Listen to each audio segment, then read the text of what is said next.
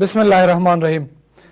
ګوتریش وایي کنګل شوې شتمنۍ دې د یو لړ شرایطو ته په کتو د افغانستان لپاره ازاده شي. افغانستان ته د مالي مرستې پرېښودل شي څو د ملکي مامورینو تنخواګانې ورکړل شي. په داسې حال کې چې مرستندویه موسسې په افغانستان کې د ناورین خبرداری ورکوي، د مرستو د لیږد چینلونه ورځ تر بلې تودېږي. له دې وړاندې د خوړو نړیوال سازمان مشرې هم له نړیوالې ټولنې غوښتي وو چې افغانستان ته د پیسو لیږد جاري وساتي څو هغلته بشري بحران له منځه ولاړ شي. اسلامي امارات هم د دغو مرستو او د دغو څرګندونو هرکلی کړی، ویلي دي چې ملګرو ملتونو خپل بېپرېتوب د ثابتولو لپاره دغه ښه ګام اخیستی دی او پکار دی چې دغه ګام غښتلی شي او افغانستان ته خپل حق ورکړل شي. ذبیح الله مجاهد او سهیل شاهین ویلي چې په نړیوالو مرستې دي د افغانستان لپاره مهمې دي او دوی د دغه وړاندیزونو هرکلی کوي چې له امریکا یې د افغانستان د شتمنیو د ازادولو غوښتنه کړې ده او دا ښیي چې ملګري ملتونه خپل مسؤلیتونو ته متوجه شوي دي او وایي د دې دریځ ننګه ملاتړ او ستاینه کوي. دا چې دغه مرستې د افغانستان لپاره څومره مهمه کیدلی شي او یا په ټوله کې د افغانستان خپل حق چې کنګل شوي پیسې دي د خلاصول څومره مهم دي د افغانستان لپاره په وضعیت کې څه ډول تغییر راوستلی شي، ځکه دا د افغانستان د پیسو پشتیوانه ده په نړیوال سټیج کې چې ورسره د افغانیو ارزښت هغلته ساتل کیدلی شي په نړیواله کچه باندې.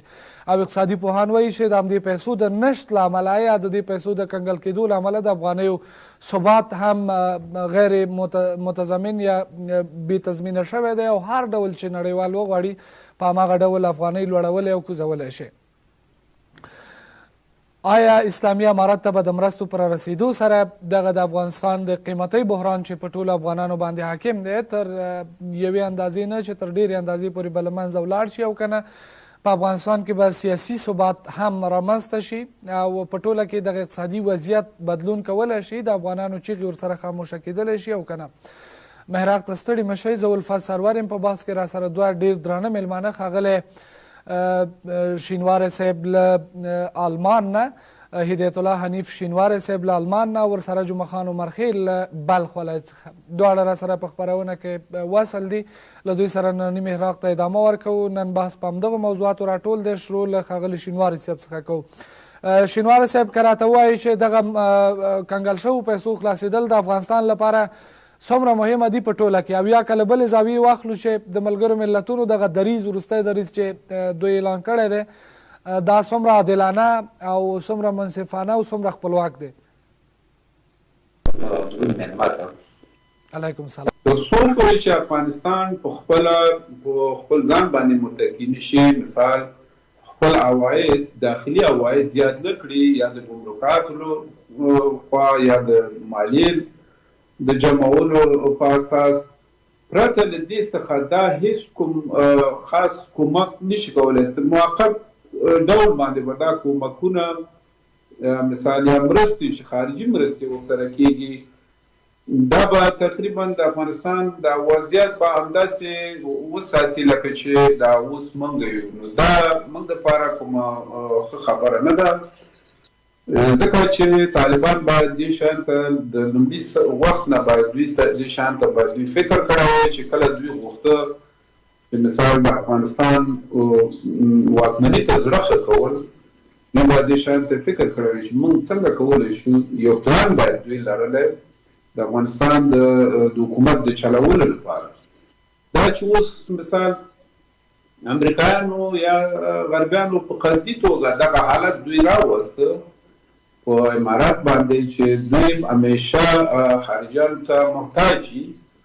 اوس دا چې دغه کوم سیاست د امارات یا د ملګرو ملتونو په واسطه باندې کومکونه مرستې را روانې دي، دا هم یعنې کوم خاص ځای نشي نیوی، ځکه چې افغانستان موږ اوس یو مستقل ملک یو. د مستقل ملک لپاره مستقل پالیسیو ته ضرورت دی او که دا وضعیت په همدې ترتیب وي او نو د دې امکان شته چې زموږ دغه اقتصادي یا بانکي سیستمونه هم په راتلونکي کې له منځه ولاړ شي.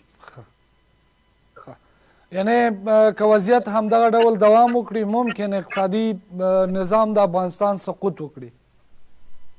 بالکل په 100% دغه وضعیت که چېرته په همدې ترتیب باندې روان وي او حکومت سره کوم تجویز یا کوم پلان نه وي د راتلونکي لپاره د دې امکانات ډېر شته ځکه چې دا اوس فعلا زموږ په موږ باندې تحریم دی مثال یعنی د بانکي سیستمونه زموږ فعال نه دي تجارتي دغه زموږ تجارت اوس د بانکي سیستم په اساس باندې دی صرف یعنی دا فعلا د حوالې په اساس باندې تجارت کیږي یعنی دا پخوانی سیستم دی خو چې په 1996 کې کوم سیستم دا اوس فعلا تاسو وګورئ د افغانستان بانکي سیستم په ټوله معنا سره یعنی فلج دی یعنی هیڅ کوم دغه نه لري کوم فعالیت نه لري نو دا بده خبره ده افغانستان دپاره ځکه چې دلته په دې 20 کالو کې دلته ډېر کار هم شوی دی د شخصي سکتورونو دپاره او د بانکي سیستم لپاره نو دا باید دغه سیستم باید وساتل شي او په دې باندې دوی باید کوشش وکړي چې بانکونه باید په بین المللي معیارونو باندې فعال شي او تجارتي لندن باید دا د بانکونو په اساس باندې وشي یا د افغانستان د مرکزی بانک په اساس باندې فعلا دا وضعیت چې شینواره صاحب فکر کوي چې ستونزه دغه 4 میاشتو 5 میاشتو کې را پیدا شوه که ستونزه له وخته پاتې واورېده چې مثال د پاکستان صدر اعظم عمران خان دا خبره کړې چې موږ مسلکي خلک باید افغانستان ته ولېږو زه نه پوهېږم دا څومره حقیقت لري خو تقریبا دا خبرې جریان لري چې یعنې طالبان د دې توانایي نه لري چې په افغانستان په ښه صورت سره یا په مدرن شکل سره دوی وکولی شي چې حکومتداري وکړي نو یعنې په هر عرصه کې دوی که تخنیکي مسایل دي که بانکي مسایل دي که نور دوی ضرورت خارجي کومکونو ته لري یعنې پرسونل ته چې دلته راشي دلته دوی ته نوی په همدغه سیستم سره دوی سره کومک شي نو دا وضعیت په دغه ترتیب سره زه یعنې خوشبینه نه یم دې مسایل ته ښه سمه ده راځو تاسو عمرخیل صاحب دا راته ووایي چې د افغانستان د پیسو یا د شتمنیو آزادول د افغانانو په ژوند کې ستاسې له نظره څه تغییر او تبدیلي راوستلی شي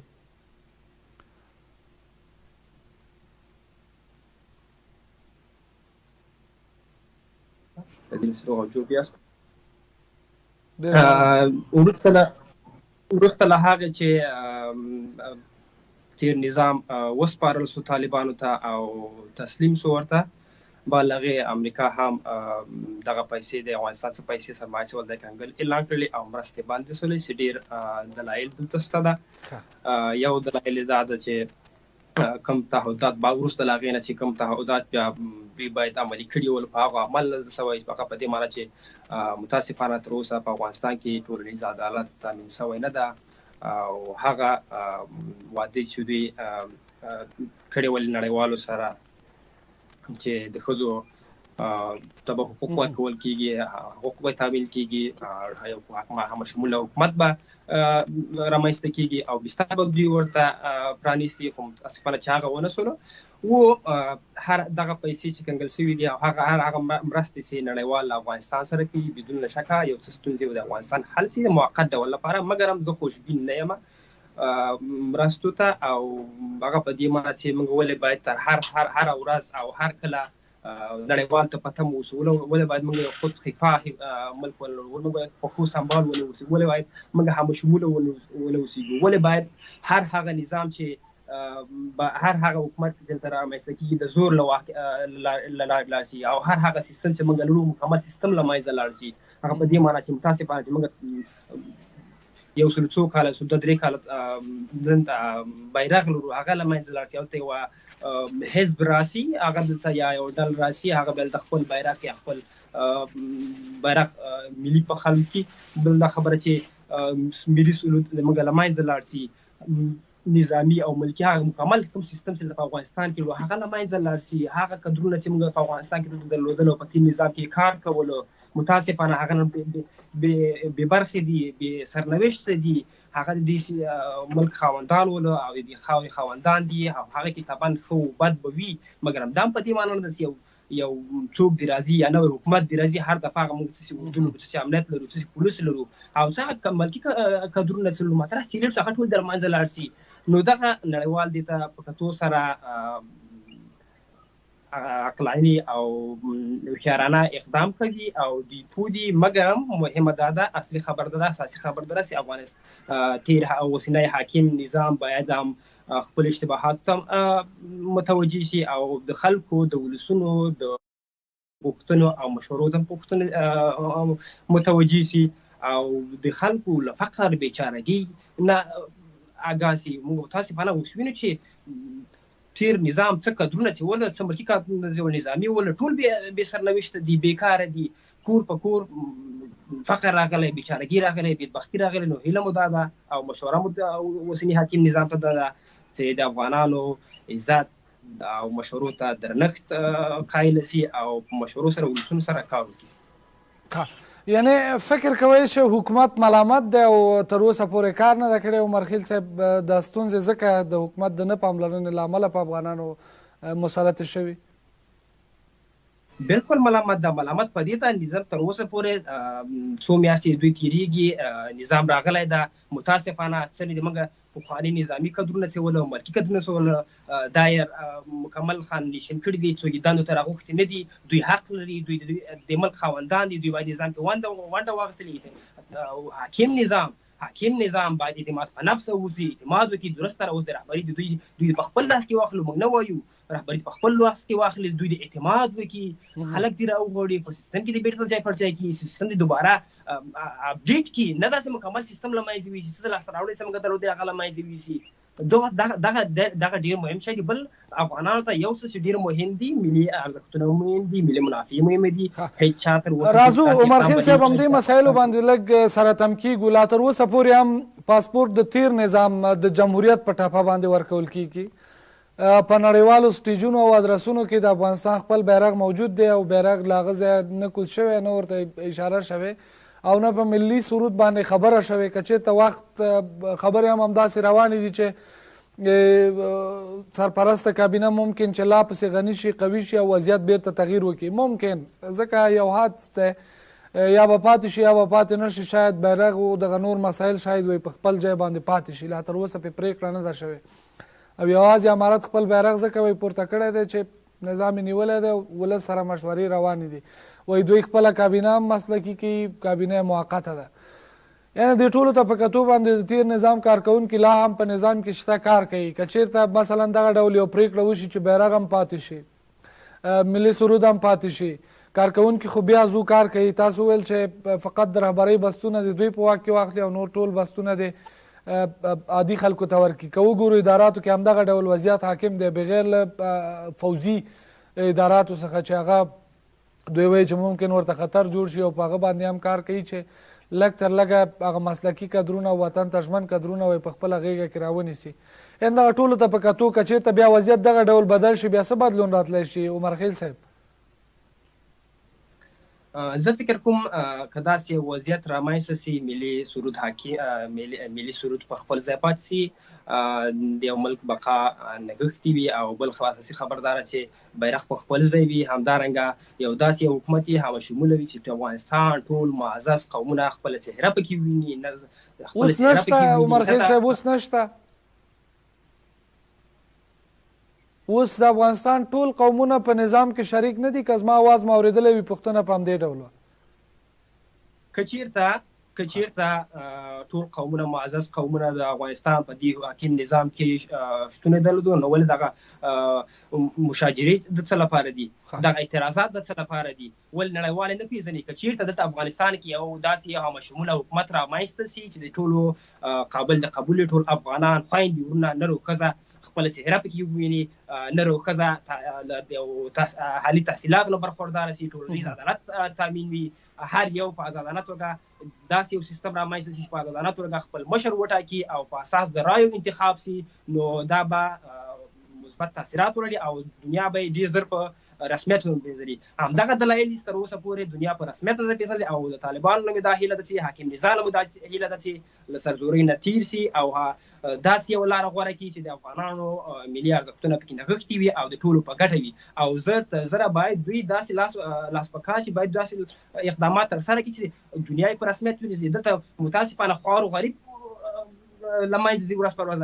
زموږ تاسو ولیدل په 300-400 روپو ډالرو باندې یو راځي یو فامیل راځي خپل ماشوم خرڅوي. طالبان باید دنیا سره داسې یو تعامل ولري، داسې یو کردار ترسره کړي او په خاصه توګه د افغانانو زړونه ترلاسه کړي او شرایطو په کتو سره اقدامات ترسره کړي. نه داسې خدای نخواسته په خپل داخل د افغانستان کې داسې یو فضا رامنځته شي دوی نه خلک لرې شي لکه تیر نظام. په تیر نظام کې اخر وخت کې داسې چوکۍ به ولې چې خرڅېدلې به پیسو په زور به اخیستل کېدلې. داسې خلک به راتله په اساس د سیاسي معاملاتو به راتلل، ملت لرې شو، ملت ته نه واټن پیدا کړو.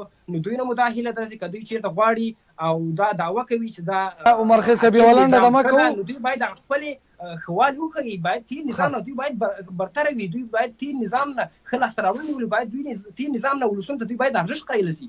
ډېره مننه. یوې دمې ته ځو بېرته راګرځو خپرونې ته. درنو لیدونکو سم یوه لنډه دمه، بېرته هم ستړي مه شئ.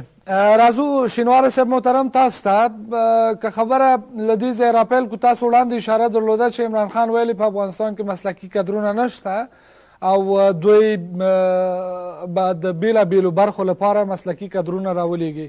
هلته تر ډېره پورې فوکس په همدې دی چې اقتصادي برخه، مالي حسابدهي او نورو برخو ته. آیا پاکستان رښتیا هم همکاري غواړي له افغانستان سره که غواړي چې په یو ډول د افغانستان اقتصادي سیستم انحصار کړي؟ نو په دې کې شک نشته چې پاکستان خپل هدف لري او تاسو ته ټول ته معلوم دی چې پاکستان جز یوه برخه د دغه بین المللي متحدین چې کوم پخوا په افغانستان کې د افغانستان اشغال کړی دغه یوه برخه ده.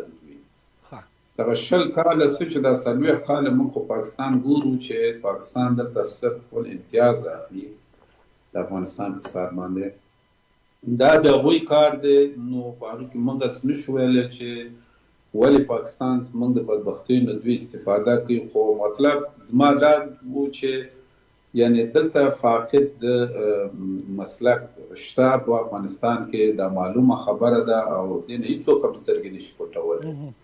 که دا د عمران خان خبرې، که زما خبرې، که د هر چا خبرې، دا حقیقت دی او دغه وضعیت په همدې ترتیب چې دا نن موږ ورسره مخامخ یو، دغه په حقیقت کې همدغه مشکل د مسلکي خلکو دی په حکومت، یعنې اهل د کار خلکو ته واقعا چې اهل د کار خلکو ته لا اوسه پورې نه دی سپارل شوی. خو موږ ته دا امید دی چې امارات تر اوسه پورې دغه وایي چې حکومت موږ موقتي دی. نو دا موقتي او موعد هم نه دی معلوم تر کوم وخته پورې. دا یعنې واقعا چې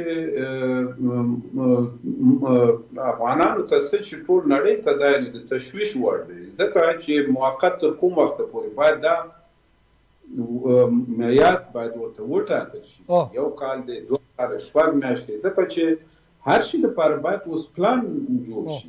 دوی څه غواړي؟ یعنې ګورئ تاسو نن سبا نړۍ یو سیستم محوره نړۍ ده، په هغې کې مختلفه فرعي سیستمونه جوړ شوي او هر شی په سیستم باندې روان دی. زه دا په آلمان کې اوسېږم، تقریبا پروس دغه 4 کاله مخکې دلته 6 میاشتې حکومت نه و.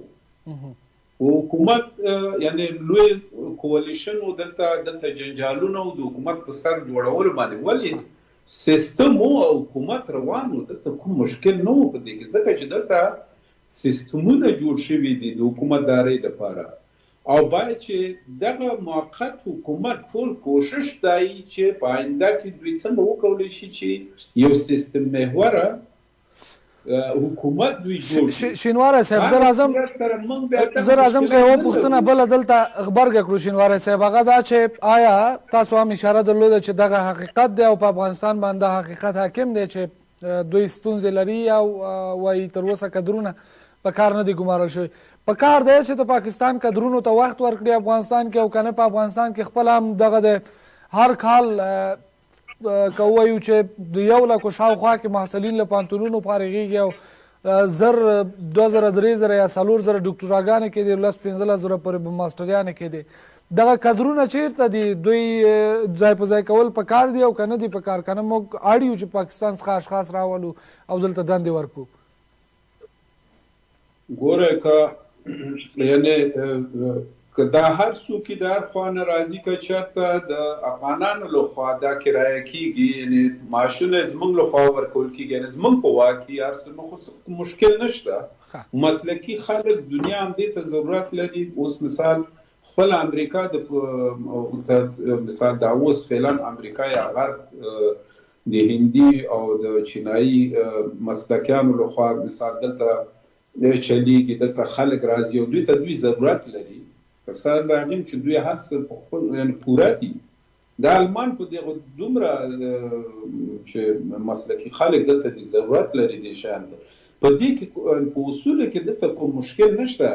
خو کله چې اوس دا شی موږ ګورو چې مثال دا خلک چې راځي د دې معاشونه څوک ورکوي، د چا په کنټرول کې دغه خلک، دلته دا سوال دی. دلته مثال موږ ته چا د دې معاشات څوک یې ورکوي؟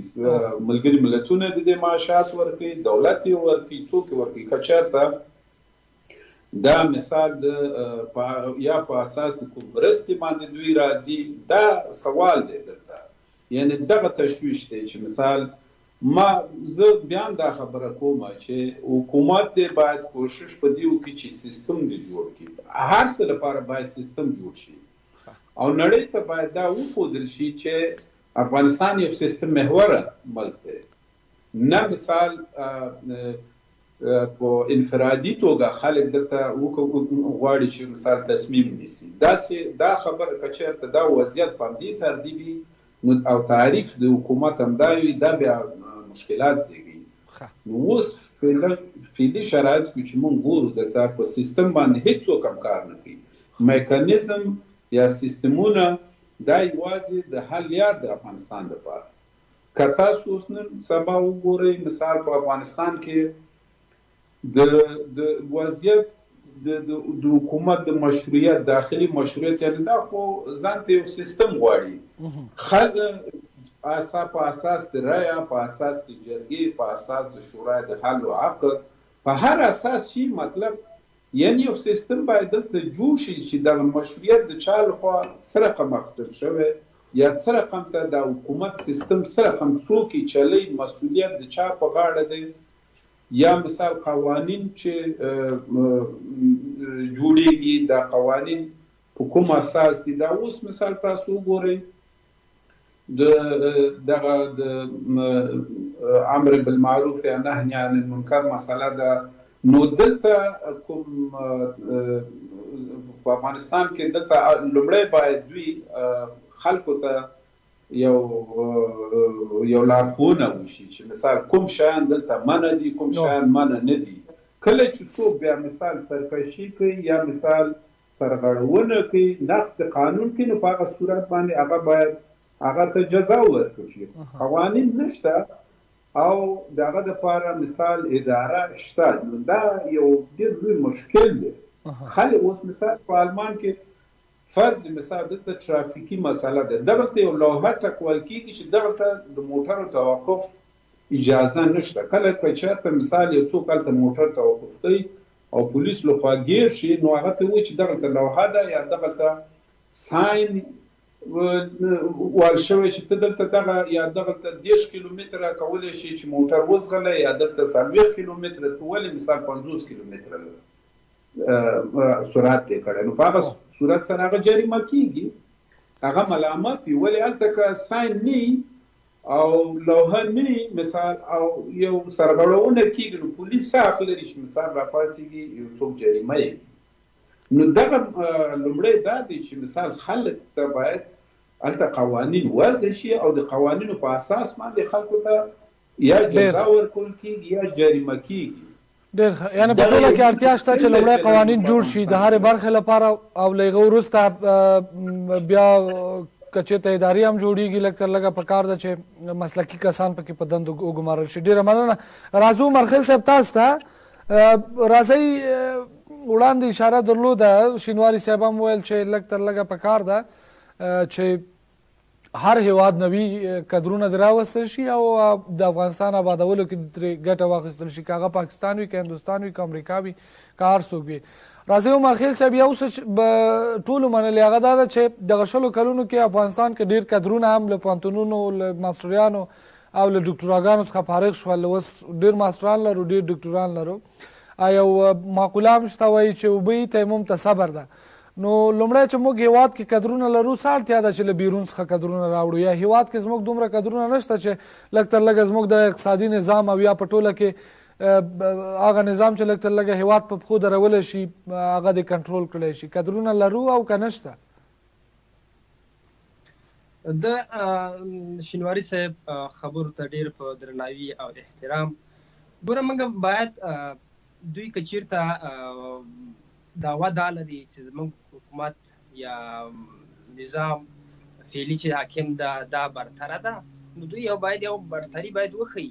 په تېر نظام کې متاسفانه په اساس د معاملو له خارجه د پاسپورټ راتلله او اوس هم او په اساسي معاملاتو به راتله، بیا به د زورواکه وکیل لخوا یا د رشوت په اساس یا په هر مسایلو باندې چې راتله به.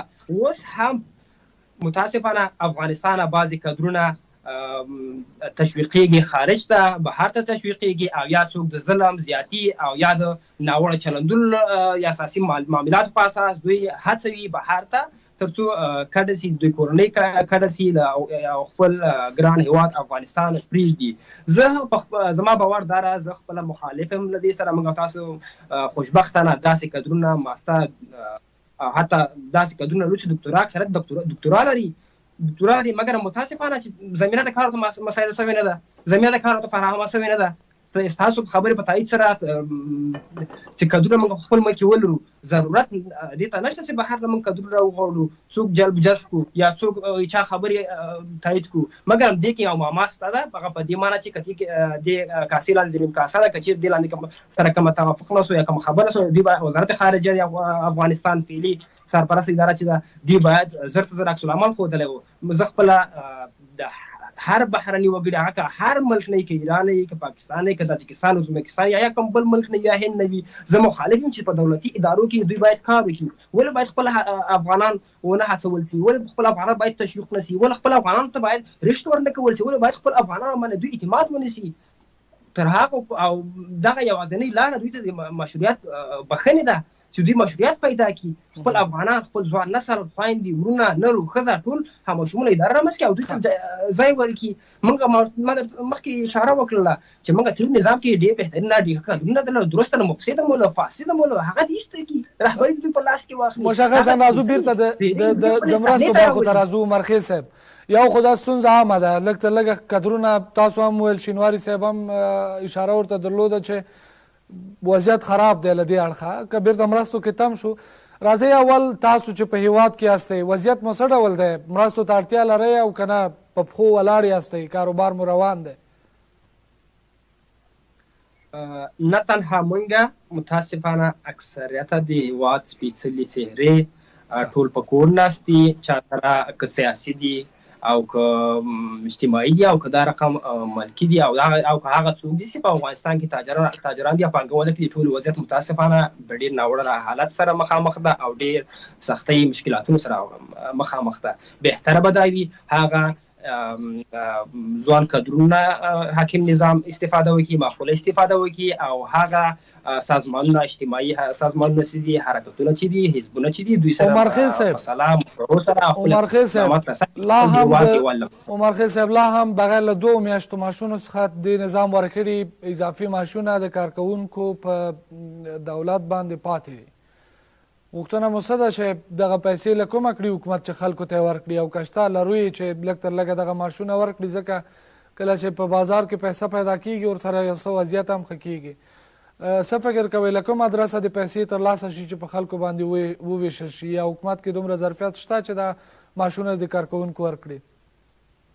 ظاهرا د دوی خو ادعا دا ده چې موږ مالیات راټول کړي دي، عواید مو لوړ شوي دي، مګر هم زه دا خبر نه منم او نه تاییدوم، ځکه په دې چې که چېرته داسې خبره وله دوی بیا څنګه تر اوسه پورې 1 لک پوځ هغه دوی وزارت دفاع اعلان کړو 1 لک پوځ موږ جوړ کړو، نو بهتره دا ده د دوی پر ځای چې دوی فعلا کوم نظام چې جوړوي یا اردو چې جوړوي دوی په وینا او کوم وزارت داخله او دفاع کې دوی کدونه چې جبهه کوي نظامي او ملکي بحث کې خبر دا وي چې هغه تیرې سیرې راوغواړي، هغه تیرې سپېڅلې سیرې سپېڅلې کدونه سپېڅلې ځوانان راوغواړي تر څو دوی د هېواد آبادي کې لاس او یو بل ته ورکړي. او بله مننه عمرخېل صاحب، د دمې وخت دی، له دمې وروسته بېرته راګرځو حل ته او بحث باندې دوام ورکوو، بحث ته دوام ورکوو. اوس هم یوه لنډه دمه کوو. څو استفاده سیاسي استفاده وکړي. ښه، ډېر ښه، راځو حل لارو باندې بیا هم غږېږو. اوس هم یوه لنډه دمه. درنو لیدونکو بېرته هم ستړي مه شئ. د حل لارو برخه ده لږ تر لږه نړیوالو ویلي چې افغانستان سره د مرستې وشي. آیا داسې کومه حل لاره هم شته چې لږ تر لږه د نړیوالو د مرستو نه بغیر موږ په خپلو پښو ودرېږو؟ شینواری صاحب راځو دې ته، فکر کوئ نړۍ دغه حالات دې ته راوستی دی چې د نظام پر وړاندې د خلک د پورته کېدو جرأت ولري؟ ځکه افغانانو اسلامي نظام ضرور غوښته، خو داسې نظام یې نه غوښته چې د دوی خېټې دې پکې وږي وي، او سوله هم غوښتله، خو داسې سوله نه چې دوی د خوړو لپاره څه ونه لري. موږ په فاریاب او جمع بادغیس کې ځینې بغاوتونه لرو چې د نظام خلاف باندې خلک پورته شوي او ویلي دي چې لږ تر لږه وضعیت د دوی ته ښه شي چې یوه مړۍ یا یوه ګوله ډوډۍ پیدا کړي. یو خو هغه پیسې دي چې نړیوالو کنګل کړي، او ورسره د مرستو لپاره هم داسې شرایط نړیوال دي چې دوی د اسلامي امارت ته له رسېدو پرته مستقیما فرد سره مرستې وکړي. څه فکر کوئ که وضعیت همدغه ډول روان وي چې اسلامي امارت د مشروطې مرستې نه مني او نړیوال د اسلامي امارت سره مرستې نه کوي، د نظام پایښت کېدلی شي، نظام دوام کوي، او که نه سقوط زیری همدغه دی چې وضعیت به دغه ډول کېږي؟ ډېره مننه. ګوره باید چې موږ ریالیتۍ ته حقیقت باندې تمرکز وکړو. دلته ګوره پاکستان دا فعلا 10 میلیارده ډالر د آی ایم ایف نه په قرضه باندې دغه ملک چلیږي. که چېرته دا اوس آی ایم ایف پاکستان ته دغه قرضه ورنه کړي یا قرضه پرې ودرېږي، پاکستان خپله یو بمبست خواته ځي او دوی د دې توانایي نه لري چې خپل ملک وچلوي. یعنې تاسو داسې فکر وکړئ دا یوازې پاکستان نه دی، ټوله نړۍ په همدغه مشکلاتو کې دی. دا نړۍ چې کوم دی نن سره مثال دوی وایي چې موږ په یو ګلوبل ویلیج کې اوسېږو، دا وضعیت دغسې دی. اوس څوک حاضر دی چې مثال د افغانستان حکومت ته قرضه ورکړي یا دغه نړیوال کوم مؤسسې چې دي یا نړیوال بانک دی یا مثال آی ایم ایف انټرنیشنل مانیټري فنډ دی دغه صندوق ته دغه قرضې ورکړي ملکونو ته، نو دا وضعیت چې کوم دی دوی باید دا احساس د دې شي وکړي چې مثال دوی پرته د خارجي کومکونو یا دولتونو حکومت چلیدل نن سبا په دنیا کې دا هیڅ امکان نه لري. دا وضعیت واقعا چې دا تاسو کومه خبره کوئ دا به تر یو وخته پورې همدغسې یو وضعیت وي، او که چېرته دا وضعیت همدغسې ادامه ورکړي، دوام ورکړي، نو معلومه خبره ده چې دلته به د بغاوت دپاره به هم زمینه مساعد شي، نورو مسایلو ته به هم دغسې ګډوډۍ ته به هم زمینه مساعد شي، ځکه چې خلکو دا صحیح خبره ده چې یوازې امنیت د خلکو مشکل نشي حلولی. اقتصادي بحران چې دی دغه کوم بحران چې را روان دی مثال په دې کې دلته حکومت کوم خاص تجویز دی شته نه لري پرته د خارجي کومکونو نه. که تاسو فکر وکړئ که دا نن ملګري ملتونه یا د مرستندوی مؤسسې د افغانستان سره مرسته ونه کړي، دا حکومت څنګه کولی شي چې مثال خلک ته مثال رسیدګي وکړي، ملت ته څنګه دوی کولی شي؟ نشي کولی. بیا دلته یو قسم ذهنیت په افغانستان کې جوړ شوی، زه نه پوهېږم چې افغانان یا د افغانستان حکومت په دې فکر دی چې دنیا نړۍ کوم ده هغه افغانستان ته ډېر ضرورت لري نسبت افغانان نړۍ ته. دغه ناسم تصویر دی. دلته باید موږ داسې فکر ونه کړو هېڅکله چې مثال نړۍ موږ ته ضرورت لري. نړۍ موږ ته هېڅ کوم ضرورت نه لري. اساس دغه د ترهګرۍ دا موږ ته ټول ته معلومه ده چې دغه یو ساختګي دا 20 کاله ساختګي خبرې روانې دي چې د افغانستان نه مثال دلته په آلمان کې هم دا چغې وایي چې موږ ته د افغانستان څخه خطر دی. ټوله نړۍ هم دا چغې وایي چې د افغانستان څخه موږ ته خطر دی.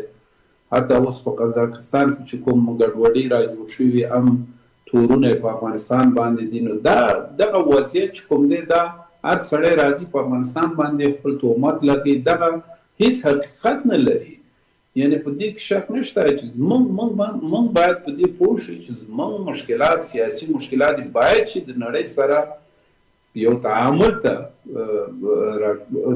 وکړو. هغه څه تعامل چې په هغه کې زموږ ملي ګټې تعریف شي او دنیا نړیوال ټول لګیا دي په همدغه ترتیب سره د نړیوالو سره دغسې شینواره صاحب پوښتنه دلته مطرح کېږي که نړۍ موږ ته ضرورت نه لري بیا ولې نړیوال دغه ډول څرګندونې کوي چې موږ ته له افغانستانه خطر دی؟ آیا که ضرورت نه وي خو بیا اړتیا هم نشته ده چې موږ د نړیوال یاد کړي چې افغانستان څخه خطر دی، افغانستان ښه دی، افغانستان بد دی؟ که چېرته ضرورت نه وي نو بیا فکر کوئ چې په سیمه کې یا په نړیواله کچه داسې هیوادونه شته چې لږ تر لږه نه غواړي چې افغانستان کې ارامي وي او یو قوي مرکزي نظام دې جوړ شي؟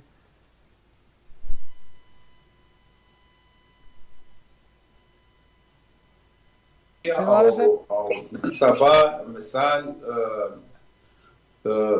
د دې امکانات دې شته چې مثال په یو ملک چې هلته مثال قوانین موجود نه وي، بین المللي قوانینو ته څوک احترام ونه لري. معلومه خبره ده چې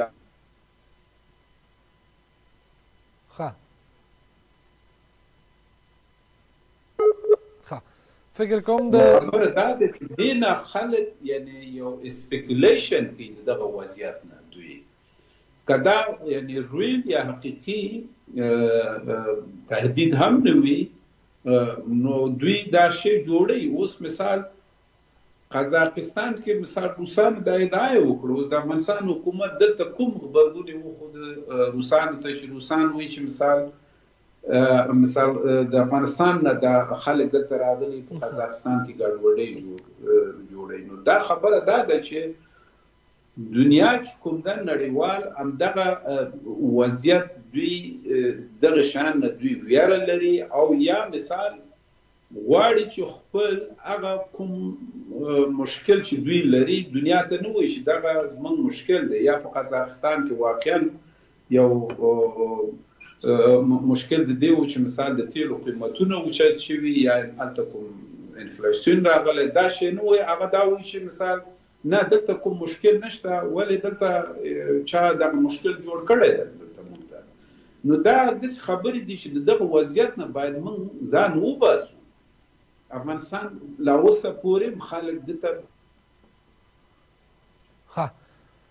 ډېر ښه. عمر خیل صاحب راځو تاسو ته دا ووایي چې په ټوله کې په حل لارو باندې غږیږو، لږ تر لږه نظام ته یا نوي حکومت ته څه کول پکار دي چې نه خلک یې پر وړاندې راپورته شي او نه نړیوال یو ډول تانې ورکړي او نه نړیوالو مرستو ته دومره تکیه ووسیږو چې له هغه پرته د موږ په پخوا مو نشو درېدلی او ودې غورځېږو؟ څه کول پکار دی؟ زما مشوره حکیم نظام ته دا ده تر څو به موږ همسایګانو ته او نورو نړۍ ته زارۍ کوو، که د سولې په برخه کې که په اقتصادي مشکلاتو کې که هر برخه کې موږ به تر څو پورې زارۍ کوو تر څو به محتاج یو او بیا به داسې نظام یو څو کلو لپاره یو څو میاشتو لپاره جوړېږي او هغه بېرته ړنګېږي. پیشنهاد او وړاندیز مې دا ده چې هغه افغانان تر اوسه پورې چې متاسفانه چې خپله څېرې په نظام کې نه ویني او یا حاکم نظام نه ناراضي دي، هغو ته داسې یو بستر په داخل د افغانستان کې جوړ کړي او داسې یا دریم ملک کې چې هغه باندې افغانان انتقاد ونه لري او داسې فکر ونه لري چې د چا لپاره کار کوي. باید دوی خپل لاس په کار سي سوله ییز حرکتونه سولې لپاره او هغه محترم قومونه چې موږ تاسو یا هغه بعضې څېرې چې دي چې دوی څو ورځې مخکې ورسره په یو ملک کې ولیدل، ایران کې ولیدل، نو ښه به دا وي وړاندیز مې دا ده چې دوی سره خپل هیواد کې مشوره وکړي، د سولې باره کار وکړي، د افغانستان ملي منافعو لپاره کار وکړي، یو ښه بهتر دلته همشمول حکومت لپاره رامنځته کړي او داسې یو همشمول حکومت رامنځته کړي چې هر یو زه بیا وایم بیا تایید کوم چې هر یو خپله څیره په واقعي توګه پکې وویني او سبا ورځ د چا لپاره نه وي، او که داسې وي چې خدای نخواست دلته راځي موږ یو ملک یا یو څوک یا یوه ډله موږ را پاڅوي او قدرت ته مو رسوي او هغه سبا بیرته لنګېږي او بیرته هر څه مو له منځه ځي، بیرته 20 کاله په عقب ځو او شاته ځو، نو دا به ناوړې پایلې ولري. دا ورته به خدای نخواست داسې یو حالت ته لاړ شو چې به یې راټولول ناشوني وي. نو بهتره دا ده چې حاکم نظام د افغانستان حاکمان فعلا چې دي یو ښه بستر همشمول حکومت لپاره رامنځته کړي او نورې بهانې د بهریانو ته په لاس کې ورنکړي. فکر کوئ عمر خیل صاحب چې قومونو ته یا ټولو افغانانو ته په ونډې ورکولو د هغه څوک چې لږ تر لږه په هیواد کې نارامیو ته لمن وهي یا خلک پاڅون ته مجبوره کوي، هغوی د یو څه ارامه شي او ساکت دي شي پرېږدي دغه ډول معاملې چې د نوي نظام پر وړاندې جوړوي؟ ابتدا کې باید دوی داخل کې مشروعیت پیدا کړي، داخل کې د مشروعیت لپاره کار وکړي، ملي اجماع رامنځته کړي. ملي اجماع تر اوسه پورې رامنځته شوې نه ده، په تیر حکومت کې هم انحصار شوې وله د یوې ډلې لخوا. متاسفانه د یو تریخ حقیقت ده اوس هم انحصار شوې ده د خپله منافع شخصي لپاره.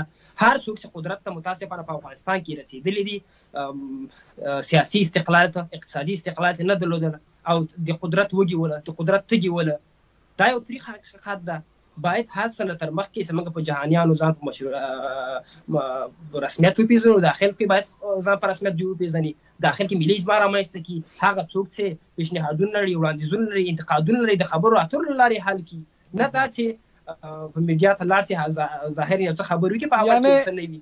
یعنې راځو دې ته عمر خیل صاحب مشخصا بغیر له لومړۍ درجه اشخاصو څخه هغه هم چې په فساد کې تر ستوني پورې غرق ول، نظام وایي چې نورې هیڅ څوک له دندو نه دي لرې کړي بغیر له نظامي کدرونو څخه، یعنې هماغه شخصیتونه چې په ولس ترې هره ورځ چیغې وهلې چې په پاسپورټ کې ترې پیسې اخیستل کېږي، په ویزا جوړولو کې ترې پیسې اخیستل کېږي، په کاغذ پرنټولو کې ترې پیسې اخیستل کېږي، تذکیره جوړولو کې ترې پیسې اخیستل کېږي، یعنې فساد هغې کچې ته رسېدلی و چې افغانستان لومړی هیواد و. هغه کدرونو نه غیر دا نظام وایي چې نور هیڅوک موږ له دندو نه دي لرې کړي او ټول په خپلو دندو باندې دي، یوازې وایي نظامي برخه کې یو څه مشکلات او ستونزې شته، هلته مسه کوي چې اشخاص بیرته په دندو باندې وګماري. څه فکر کوئ مشخصا وایي هماغه اشخاص چې شر و فساد جوړوي او له هیواده بیرون ناست دي، داخل کې هم نه دي، له غځه د مقاومت او د نورو کیسو اخطارونه رالیږي، له هغوی پرته که دغه ټولو اشخاصو ته چې په هیواد کې داخل دي هغوی ته وخت ورکړل شي او هغوی ته وخت ور نه شي کړلی، دا جنجالونه حل کېدلی شي؟ شخصا زه خپله د یو ځوان په حیث د جنگ طرفدار نه یم، هر کار باید سوله ییز له لارې حل شي. او بل خبر دا ده چې نظامی کادرونه یو څو دانه د مکمل نظامی امنیتي او دفاعي سیستم مکمل له منځه تللی ده. ماته 10 نفر داسې 10 اشخاص د ګوتو په شمال 10 نفر ماته رامعرفي کړي چې په نظام فعلي حاکم نظام کې دندې ترسره کړي. د موږ د ویا خبرې د نظام تخریب لپاره نه دي، د موږ د خبرې د نظام د اصلاح لپاره دي. بل اساسي خبردار پیسې رشوت تنه ده نه د فساد تنه ده، نه چې پیسې واخلي یا اخلاقي فساد رامنځته کړي. فساد دا هم ده، اوس هم فساد ریاست پاسپورټ کې شتون لري، څوک وایي چې نه ده، زه په اثبات رسومه. فساد دا هم ده چې یو پاسپورټ په میاشتو ورته انتظار باسي. تاسو پاسپورټ ریاست ته لاړ شئ، خپل خپلوان به حتما یو چا مراجعه کړي، په 2 میاشتو کې یو میاشت کې پاسپورټ ریاست پاسپورټ خپل ترلاسه کوي. آیا دا فساد نه ده؟ آیا دا نارضایتوب نه ده چې جانب مقابل کې هر وخت یو ډله جوړېږي او له بهر کې خپل اوازونه اوچتوي؟ دا شکایتونه په پراخه کچه اوس هم موجود دي. بالکل عمر خیل صاحب، خو اوس مسله هم دا ده چې څه ډول باید آرام شي؟ آیا فکر کوئ چې هیواد کې داخل کدرونو ته وخت ورکولو سره دا ستونزه حل کېدلی شي او که نه مجبور یو چې هماغه پخوانۍ څېرې چې مفسدې څېرې وي او تر دې ځایه په فساد کې ښکېلې وي هغوی د راوستلو سره هیواد ته وخت ورکولو سره بېرته دا ستونزې حلولی شو؟ څه ډول وکړو؟ د پخواني څهرو څخه ټول خسته ولو، هغه څهرو مفسدو څهرو سره مفسدو او ټیکدارانو څخه ټول خسته ولو. هیڅ افغان د دې طرفدار نه چې بیا ځلې راسي او دلته حکمروایي وکړي. البته چې نه، دا ټول هر یو افغان یعنې نوي اشخاص ته د وخت ورکړل شي او لرې له تعصبه وي، ټول خسته دي. دلته ټولنیز عدالت متاسفانه تامین نه ده. دا هم یو تریخ حقیقت ده. هیڅ یو معزز قومونه نور استازي نه دي راغلي، نور استازي نور خپل څهرې پکې نشي لیدلی. دا هم یو حقیقت ده. دې ته باید توجه وشي. داسې یو اجماع تر اوسه نه ده رامنځته شوې. دوی عمرخیل صاحب لاس په کار شوي نه دي. عمرخیل صاحب مثلا دا ده چې کدرونه عمرخیل صاحب تر اوسه پورې اسلامي امارت وایي چې یوازې خپل ملګري په دندو ګمارلي. که بیا د سهم خبره کېږي، نه پکې پښتون شته، نه پکې هزاره شته، نه پکې ازبک، نه تاجک، نه بل قوم، نه بل قوم. ځکه د پښتنو کدرونه هم بیکاره دي، د تاجکو هم بیکاره دي او نور هماغه ملګري چې له دوی سره په مبارزه کې برخه درلوده یوازې هغوی ته وخت ورکړل شوی. فکر کوئ چې بیا به د پښتون په مرۍ باندې دا هم پښه ایښودل نه وي چې لږ تر لږه هر قوم چیغې وهي چې موږ سهم نه لرو، خو پښتون هم باید چیغه کړي چې موږ هم سهم نه لرو. که چېرته بیا کیسه داسې کېږي خو پښتانه کدرونه هم ټول بیکاره دي. زه دا وایم هر پښتون طالب نه ده او هر طالب پښتون نه ده.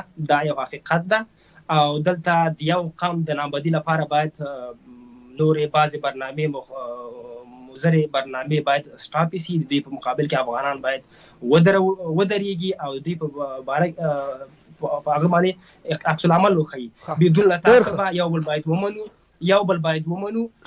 بیا هم زه وایم بهتره دا ده چې سل له اوسه یعنې ټولو ته د وخت ورکړل شي. ډېر ښه عمرخیل صاحب. راځو شینواری صاحب، وخت را سره بیخي تمام دی. یوازې په 10 ثانیو کې را لنډه کړئ چې فکر کوئ د تیر نظام هغه مفسدو څیرو نه غیر نورو ته وخت ورکولو سره د افغانستان ستونزه یا معضله حل شي؟